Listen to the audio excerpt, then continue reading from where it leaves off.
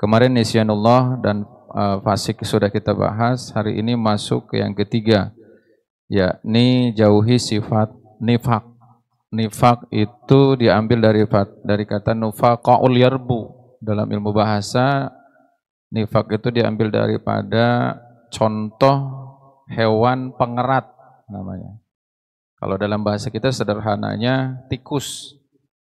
Jadi munafik itu sifatnya seperti tikus. Tikus itu dia melubangi sesuatu dan tidak mungkin balik dari lubang yang dia lubangi, dia akan bikin lubang yang kedua, masuk dari lubang yang satu, keluar dari lubang yang lain. Sehingga di dalam beberapa ilmu bahasa, munafik itu dimaknai dengan zul wajhain, punya dua muka.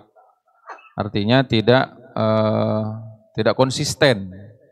Sehingga ciri-ciri orang munafik itu Rasulullah sebutkan, salah satunya adalah idza haddasa kadzdzaba. Ketika bicara tidak pernah sesuai dengan faktanya. Itu salah satu ciri orang munafik yang disebutkan oleh Rasulullah dalam hadisnya, ayatul munafiqi salasun. Ciri orang munafik itu ada 3. Jadi kita nggak perlu memvonis orang, kita tinggal kalkulasi aja, ada nggak sifat itu salah satunya.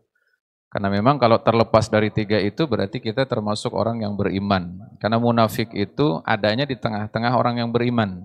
Nanti kita akan bahas coba. Allah Subhanahu wa taala mengingatkan kepada kita dalam firman-Nya surah An-Nisa, surah keempat ayat 140. Allah Subhanahu wa taala mengatakan, Allah berfirman, "Innallaha jami'ul munafiqina wal kafirina fi jahannama jami'a." Ini kelasnya sama dengan orang kafir, munafik itu. Bahkan Al-Quran menyebutkan munafik dulu ketimbang kafir.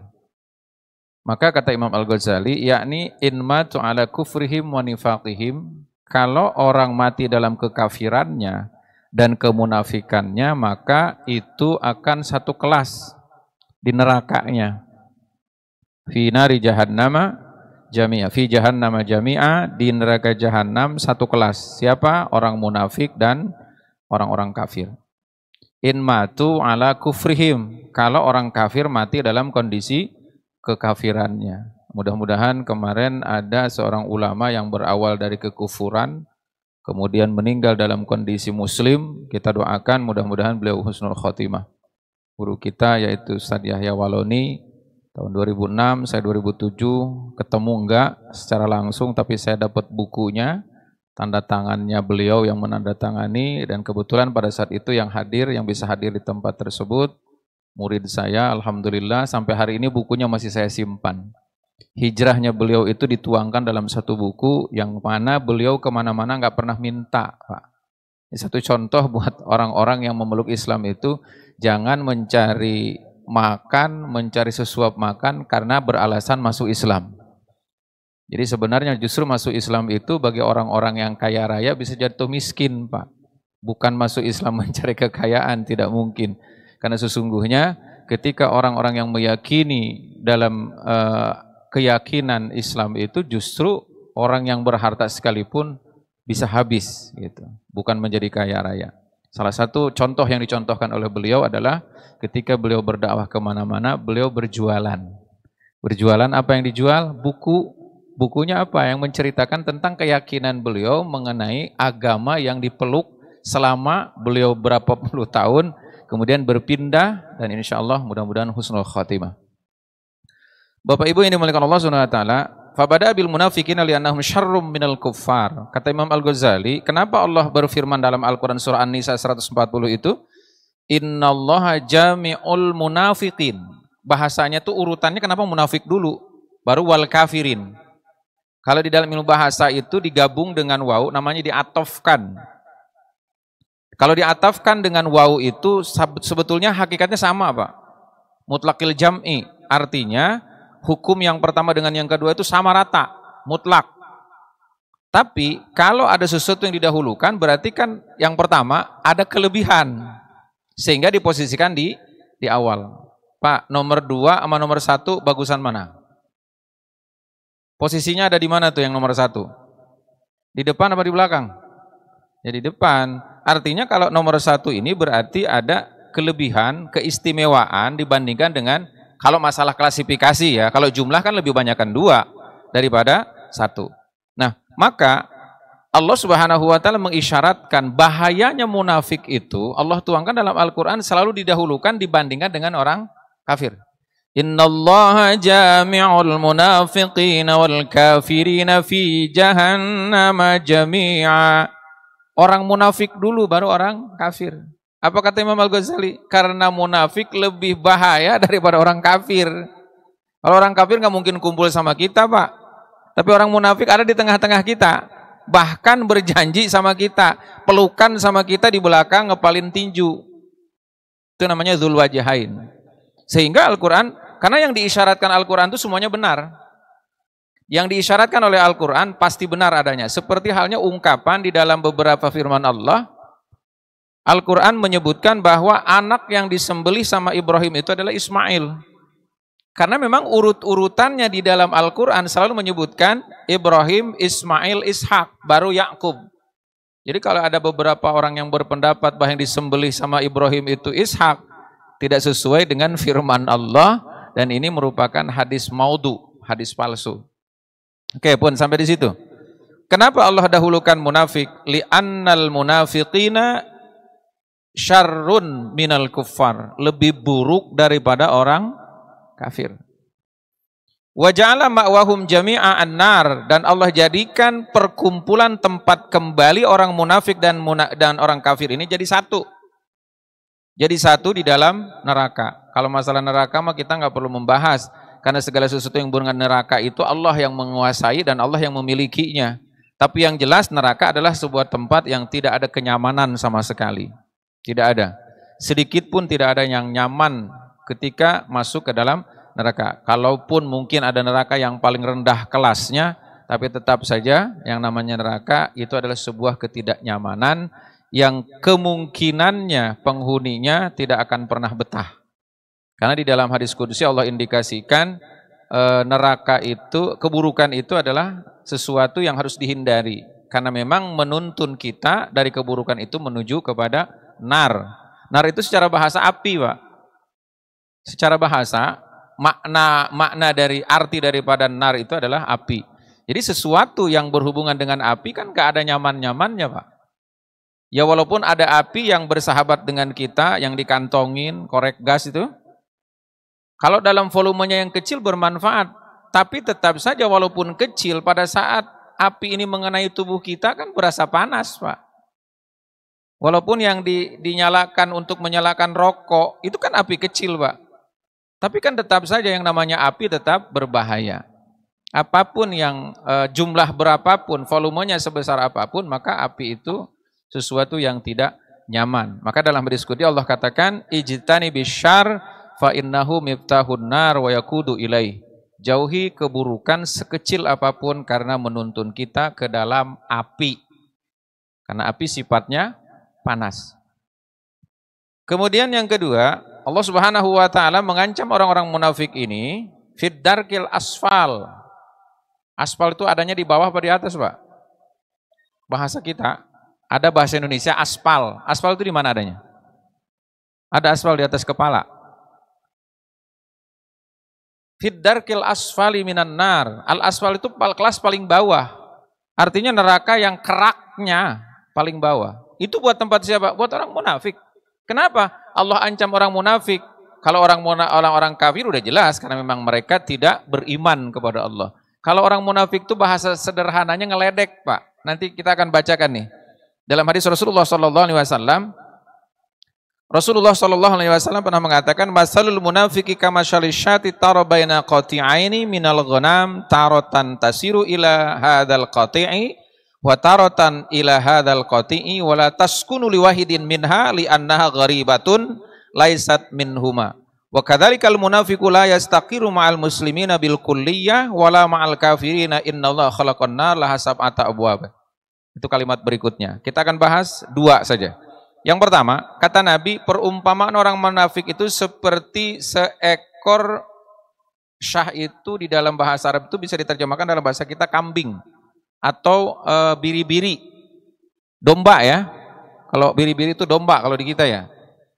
Domba perempuan, taro baina qati'a ini, dia melihat ada dua kelompok ada 2 kawanan minal ghanami dari domba. Biri-biri, kemudian ada beberapa kelompok, ada 2 kelompok nih. Yang si biri-biri perempuan ini, betina ini, melihat 2 kelompok. Kadang-kadang dia masuk ke kelompok yang satu, karena di situ ada makanan. Ada rumput yang hijau. Tapi kadang-kadang juga dia pindah lagi ke kelompok yang satunya. Artinya, yang namanya orang munafik itu seperti kambing ngelihat makanan di kelompok yang lain, dia paranin. Tapi dia bukan kelompoknya. Paham ya? Orang munafik itu sama-sama orang, Pak. Sama-sama muslim. Tapi dia melihat keuntungan di mana saja, maka dia akan masuk ke dalamnya. Setelah keuntungannya didapati, maka dia balik lagi ke tempat asalnya. Artinya tidak istiqomah. Karena kalau orang mukmin mestinya istiqomah, Pak. Mukmin itu istiqomah. Dalam kebaikan dia harus lakukan, kalau keburukan walaupun sesuatu yang buruk ini dilakukan sama orang yang selama ini dipercaya, maka dia tidak mungkin mengikutinya. Jadi istiqomah itu jangan salah diterjemahkan, Pak.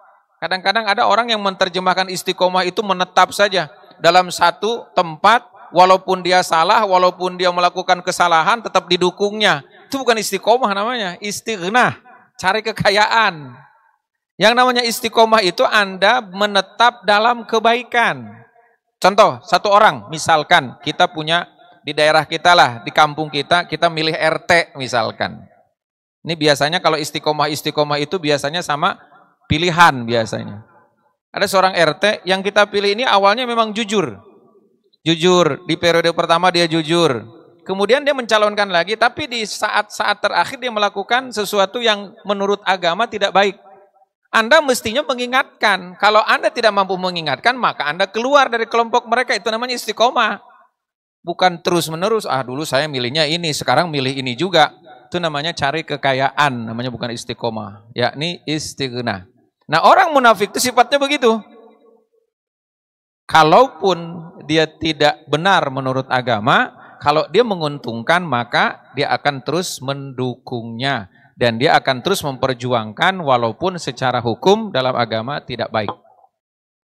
Kemudian yang kedua, kata Nabi Muhammad SAW, wala taskunu liwahidin minha, kalau dia sudah masuk ke kelompok yang satu, dia tidak mungkin berada terus di situ. Karena keuntungan tidak didapatkan. Kalau tadi kita meninggalkan kelompok yang pertama karena ada kesalahan, maka kita tinggalkan.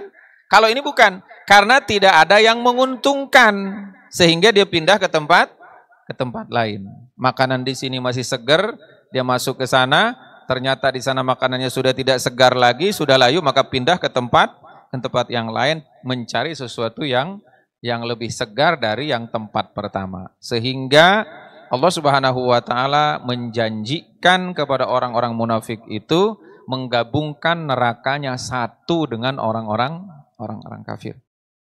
Bapak Ibu yang dimuliakan Allah Subhanahu wa taala. Kemudian di bab berikutnya, setelah bab ke-7, bab ke-8 ini, kita memasuki tentang pertaubatan, Pak. Jadi kalau di dalam kitab ini yang saya bawa, ini namanya Mukasyafatul Qulub, karang Imam Al-Ghazali, setelah beberapa sifat yang tidak baik, kemudian beliau mengarahkan kita untuk bertaubat. Artinya, semua manusia itu punya potensi melakukan kesalahan, Pak. Kita semua nih yang hadir di masjid ini, menyadari nggak kita pernah melakukan kesalahan? Ya tentunya harus menyadari gitu. Sadar nggak sadar, mau nggak mau, kita harus mengakui bahwa kita pernah melakukan kesalahan. Yang kesalahan ini akan memunculkan dan menjerumuskan kita kepada dosa terhadap Allah Subhanahu wa taala. Sehingga beliau setelah membahas tentang nisyanullah, lupa terhadap Allah, kemudian sifat fasik. Fasik itu kan Pak sebetulnya ada 2. Fasik nanti kita akan bahas di sini, di bab taubat ini. Pertama, fasik itu fasikul fajir, yang itu sebenarnya dia beriman, tapi banyak melakukan dosa besar. Itu namanya fasikul fajir. Yang kedua, fasikul kafir. Yang ini, fasikul kafir ini tidak akan pernah diampuni oleh Allah Subhanahu wa taala karena dia tidak percaya dengan keberadaan Allah dan tidak beriman kepada Allah. Kalau fasikul fajir ini bisa jadi orangnya beriman tapi banyak melakukan dosa. Selama dia bertaubat, maka Allah akan menghapus dosa-dosanya. Jadi kita nih hari ini mempelajari tentang apa saja sih sebenarnya yang meringankan hidup kita nanti di akhirat. Karena kita ini bakal pulang Pak, bakal pulang ke tempat asli kita. Di mana tempat asli kita? Tempat asli kita di akhirat Pak. Dunia ini hanya tempat sementara yang kita semua mau tidak mau, percaya atau tidak, maka akan kembali ke tempat asal kita. Dalam sebuah hadis Rasulullah katakan, kitab Ihya Ulumuddin, Rasul mengatakan, hadisnya agak panjang, di tengah-tengahnya begini Rasul katakan, innama khuliqtum lil abad. Sesungguhnya kalian diciptakan oleh Allah itu untuk yang abadi. Jadi kita diciptakan di dunia ini untuk yang abadi Pak. Bukan sementara, bukan. Hanya perjalanannya walati tantakiluna minaz zaman ila zaman. Akan tetapi prosesnya dipindahkan dari tempat satu ke tempat yang lain. Artinya kita diciptakan oleh Allah untuk yang abadi. Untuk kapan? Untuk di akhirat. Hanya dari tempat satu ke tempat yang lain dipindah-pindahin aja. Mulai dari mana? Dari alam ruh. Kita dipindahkan oleh Allah kemana? Ke alam rahim. Dari alam rahim Allah pindahkan kita ke alam dunia. Ini alam yang ketiga ini baru yang kita hidup sekarang ini adalah alam yang ketiga. Alam dunia. Setelah alam dunia melalui gerbang kematian Allah pindahkan kita. Tadinya kita nggak ada, kemudian kita diciptakan oleh Allah, kemudian dilahirkan dalam kondisi hidup, maka nanti akan masuk ke alam berikutnya melalui gerbang kematian, yakni masuk ke alam kubur atau yang disebut juga alam barzah. Masih banyak Pak alam-alam yang akan kita alami nanti, maka Rasulullah mengatakan kalian itu diciptakan untuk yang abadi, akan tetapi prosesnya dipindah-pindahkan. Satu contoh beginilah. Kalau kita mau kirim barang ke Surabaya, mungkin di tengah jalan kita transit dulu. Itu loh. Nah dunia ini tempat, kalau bahasa kita rest area Pak. Dunia itu. Kalau yang sekiranya rest areanya penuh, cepet banget tuh keluarnya dari rest area. Ya. Tapi kalau rest areanya mungkin kosong, bisa santai-santai di situ, diibaratkan orang yang ada di dunia ini, umurnya agak panjang. Istirahatnya lebih lama. Jadi segala sesuatu yang berhubungan dengan kehidupan itu Allah sebetulnya sudah banyak mencontohkan dalam hidup kita. Pada akhirnya siapapun kita, dengan kendaraan apapun kita, maka kita akan sampai ke tempat tujuan terakhir kita. Bapak pakai Fortuner, yang satu pakai Alphard, yang pakai satu Avanza, yang satunya kendaraan biasa, bahkan naik bis. Tetap aja akan sampai ke tempat tujuan walaupun mungkin proses perjalanannya berbeda-beda, tergantung kelas yang kita punya, gitu loh. Jadi dalam hidup itu Pak, yang menentukan kita sampai ke tempat tujuan itu bukan sesuatu yang tidak kita miliki, justru yang kita kerjakan sebetulnya. Satu contoh begini, saya kalau naik kendaraan pada saat hujan, itu saya berpikir, ternyata Allah menggambarkan kehidupan kita itu sudah cukup sebetulnya. Banyak iktibar, banyak contoh yang mestinya kita berpikir bahwa amalan perbuatan kita itu yang kita punya, yang bakal kita merasakan kenikmatannya. Contoh begini, di dunia Bapak melakukan perjalanan dari Jakarta Pusat ke Jakarta Utara. Ada yang pakai sepeda, ada yang pakai motor, ada yang pakai kendaraan juga macam-macam kelasnya. Taruhlah sepeda, motor, mobil. Di tengah jalan hujan. Yang satu yang pakai sepeda nggak bawa mantel, nggak bawa jas hujan. Yang satunya yang naik motor, satu bawa, yang satu enggak. Kira-kira yang basah kuyup yang mana Pak? Yang basah kuyup yang mana? Kalau kehujanan. Contohnya amal tuh begitu Pak. Apalagi di akhirat kita. Kalau di dunia masih bisa pinjem Pak. Paham gak maksudnya? Dunia itu tempat kita mencari bekal. Bahasa kasarnya kalau kita mau melakukan perjalanan, ya siap-siapin dong mantelnya, gitu loh. Karena bisa jadi di tengah perjalanan lagi hujan, kita nggak mungkin pakai punya orang. Apalagi di akhirat Pak, nggak ada yang jualan payung, nggak ada yang jualan mantel. Itu loh maksudnya. Maka berbahagialah orang yang punya kendaraan. Kenapa? Dia nggak harus turun, nggak harus pakai jas hujan. Artinya orang yang memiliki amal banyak itu bukan menggambarkan karena punya mobilnya, bukan. Bukan. Karena orang yang punya kendaraan mewah pun di akhirat belum tentu juga bahagia. Ini yang dimaksud adalah amalan itu yang bisa melindungi kita, gitu loh. Yang dalam dunia mungkin digambarkannya dengan perbuatan atau sesuatu yang kita miliki. Apalagi nanti di akhirat. Yang namanya di akhirat sama sekali kita nggak bisa minta tolong sama orang lain. Kalau di dunia, Anda bawa motor, naik motor di tengah jalan, lupa jas hujannya. Karena saya ngalamin pernah tuh. Saya mau ngisi kajian sore, biasanya di motor itu ada jas hujan. Ternyata pada saat itu ada yang mengeluarkan. Disimpan bukan di tempatnya, akhirnya begitu kena hujan, saya buka jok, ternyata nggak ada jas hujan. Kebetulan saya pegang uang, lari ke toko, ternyata ada yang jual jas hujan. Masih bisa Pak, walaupun mungkin sementara kehujanan. Tapi di dunia kita masih bisa cari, di akhirat mau cari kemana? Jangankan orang lain Pak, orang tua sendiri, orang tua kita tidak mungkin bisa membela kita. Karena semua nanti di akhirat kita memikirkan diri sendiri, tidak ada lagi yang memikirkan orang lain. Kalau kita di dunia masih bisa lah minta tolong sama orang karena orang butuh sama kita juga butuh sama orang. Kalau di akhirat, kita masing-masing mempertanggungjawabkan sendiri bagaimana kita bisa membela orang lain sementara kita juga sibuk dengan urusan kita. Biasanya gitu kan Pak, dalam urusan dunia aja kita boro-boro peduli sama orang kalau kita sedang punya masalah. Ya, lagi ribet, lagi susah, boro-boro mau mikirin orang lain. Itu sebagai contoh bahwa di akhirat kita masing-masing bertanggung jawab sendiri-sendiri. Oke, pembukaan saja. Fi taubati at-taubatu wajibatun ala kulli muslimin wa muslimatin. Qala Allah Ta'ala, tubu ilallahi taubatan nasuha. Lengkapnya ini dalam surah At-Tahrim ayat ke-8. Ya ayyuhalladzina amanu tubu ilallahi taubatan nasuha asa rabbukum ayyukaffira ankum sayyi'atikum wa yudkhilakum jannatin tajri min tahtiha al-anhar dan seterusnya.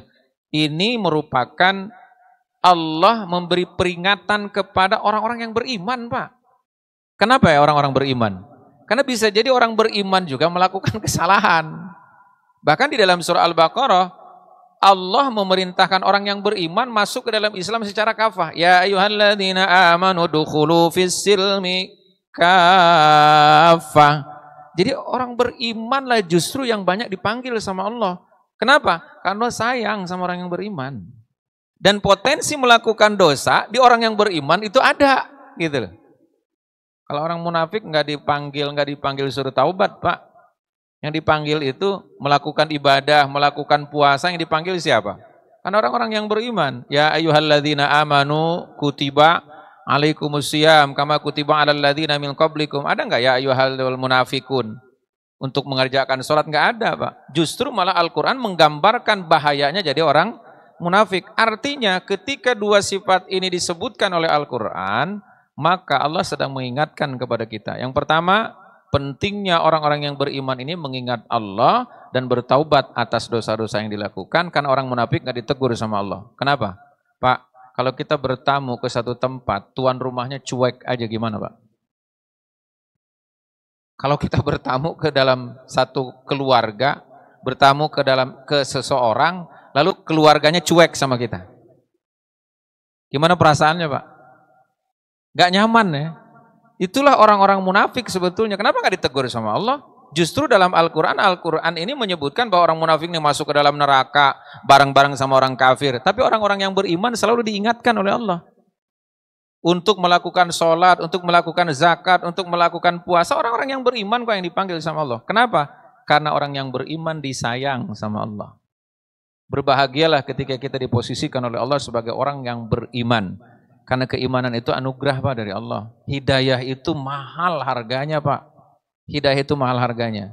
Dan yang lebih mahal lagi adalah taufik. Kenapa? Karena hidayah belum cukup kalau belum ada taufik. Keselarasan taufik itu Pak. Orang muslim itu sudah dapat hidayah, dapat petunjuk. Tapi kadang orang muslim nggak sholat berarti baru dapat hidayah, belum dapat taufiknya. Karena taufik dan hidayah itu merupakan paketan yang harus kita dapatkan. Kalau Anda muslim, ketika Anda tidak melakukan ibadah, tidak melakukan sholat, maka belum dapat taufik.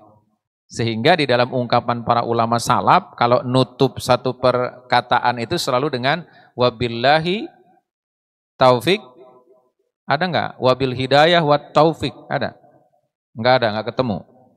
Itu paketan Pak. Wabillahi taufik wal hidayah. Sesungguhnya kepada Allah lah kita meminta taufik keselarasan taufik itu. Kalau hidayah itu hadayah, di hidayat artinya petunjuk. Kita sudah memeluk Islam, tapi sholatnya enggak, puasanya enggak, baru dapat hidayahnya doang, Pak.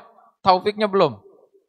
Sehingga dua-duanya, nah melalui pertaubatan ini mudah-mudahan kita dikasih dua-duanya. Selain hidayah, taufik pun Allah berikan kepada kita. Sehingga selaras banget antara keimanan dengan perbuatan, antara keimanan dan keislaman, sehingga muncullah nanti kalimat terakhir adalah kalimat takwa. Karena sesungguhnya keimanan pun masih belum sempurna kalau tidak ada ketakwaan. Al-imanu uryanun walibasuhut taqwa. Iman tuh masih telanjang, Pak. Ibaratnya kita masih punya tubuh nih, tapi belum dibajuin. Kan belum sempurna. Sehingga kata Nabi, iman itu telanjang, pakaiannya adalah takwa. Jadi sesungguhnya di dalam Al-Quran Allah sering panggil, ya ayyuhalladzina amanut taqullah. Wahai orang-orang yang beriman, bertakwalah kalian. Kenapa? Karena Allah menginginkan kita sempurna, Pak. Sempurna dalam ibadah, maksudnya dalam keimanan, walaupun sempurna itu menurut masing-masing kelasnya. Ya Pak? Karena sempurna itu kita tidak mungkin sama. Seperti halnya sorga, Jannatul Firdaus, Jannatul Naim, itu semua sempurna, tapi sesuai dengan kelasnya. Yang kita dapati fasilitasnya tentu sesuai dengan apa amalan-amalan kita yang kita lakukan. Oke, di dalam surah At-Tahrim, surah 66 ayat ke-8, Allah menghimbau kita, orang-orang yang beriman, mudah-mudahan kita dikategorikan orang-orang yang beriman secara sempurna, dan kita selalu dipanggil oleh Allah dan diingatkan, tubu ilallah taubatan nasuha. Artinya, sebuah persyaratan yang paling penting dalam hidup kita selalu bertaubat kepada Allah. Terus taubat itu apa?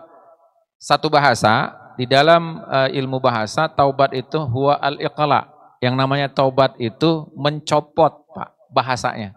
Mencopot, artinya mencopot tidak lagi memakainya, tidak lagi menggunakannya. Secara sederhana, taubat itu adalah melepas perbuatan yang dulu pernah kita lakukan dan kita tidak pernah memakainya lagi. Itu namanya taubat. Namanya taubatan nasuha. Taubat yang benar-benar bersih, bukan taubatan sambal ha, ya. Kalau itu mah taubat sambal ha mah begitu tuh taubatnya. Hari ini makan pakai sambal pedes banget. Nah, besok makan lagi. Besoknya makan lagi, besoknya makan lagi. Jadi taubatan nasuha itu adalah iqla wan nadam, melepas dan menyesal tidak akan pernah kembali lagi ke tempat yang sama. Orang menyesal balik lagi apa enggak? Enggak mungkin, Pak. Kalau orang nyesal balik lagi namanya bodoh. Bukan menyesal. Udah tahu ke situ bahaya, kok balik lagi, balik lagi. Jadi yang namanya taubat, dua saja prinsip. Yang pertama al-iqla, melepas. Yang kedua an-nadam, menyesal dan tidak akan pernah kembali lagi. Wa ayya'zama alla ya'uda ilaih. Dan dia berniat tidak akan pernah kembali lagi kepada sesuatu yang sudah diperbuatnya. Kemudian Allah Subhanahu wa taala mengingatkan satu lagi di dalam surah Al-Hasr ayat 19, wala takunu kalladzina nasullaha fa ansahum anfusahum ulaika humul fasiqun. Sesungguhnya Allah mengingatkan kepada kita, janganlah kalian menjadi manusia-manusia yang melupakan Allah. Allah enggak pernah melupakan kita, Pak. Dari mulai kita dilahirkan, dari mulai kita diciptakan, Allah enggak pernah melupakan kita. Mulai dari kita diciptakan dari alam rahim, Allah kasih rezeki kita, Allah kasih kehidupan kita, dan ada batasan-batasan yang Allah berikan kepada setiap manusia. Ada batasan waktu. Di dalam rahim dibatasi oleh Allah kehidupannya. Di dunia pun sama dibatasi. Dan itu Allah selama memberikan kehidupan kepada kita, Allah tidak pernah melupakan kita. Semuanya Allah berikan kepada kita. Justru banyak manusia yang melupakan Allah. Di saat-saat tertentu, pada saat mereka mendapatkan kebahagiaan, lupa sama Allah. Di akhir zaman banyak orang yang lagi sukses lupa sama Allah. Giliran susah baru ingat. Lagi zaman sukses boro-boro mau masuk masjid, boro-boro mau sholat berjamaah. Giliran dipecat, di PHK baru masuk masjid.